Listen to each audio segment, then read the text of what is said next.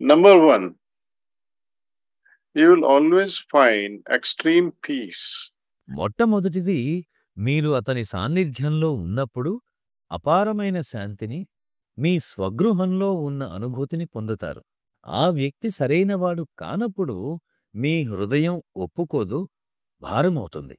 లేదు, ఇక్కడ కాదు, ఇక్కడ నుండి వెళ్ళిపోదాం అని ఈ హృదయం అంటుంది. ఇది మరొక సూచన. ఎప్పుడైతే మీరు పరమానందాన్ని, సంతోషాన్ని, ప్రశాంతతను, ఇంకా తేలికదనాన్ని అనుభూతి చెందుతారో ఆ వ్యక్తి సరైనవాడు. ఇంకా రెండో విషయం, ఏ క్షణంలో ఈ ఆర్థిక లావాదేవీలు వస్తాయో, నేను నీకిది నేర్పిస్తాను, దీనికింత డబ్బు అంటూ ఈ క్రియ, ఆ క్రియ నేర్పించడానికి ఫీజు వసూలు చేస్తారో అటువంటి గురువుల నుండి దూరంగా పారిపోండి. They charge money. Run away from such gurus. It doesn't work in spirituality. ఆధ్యాత్మికతలో ఇది పని చెయ్యదు. ఇదలా కాదు.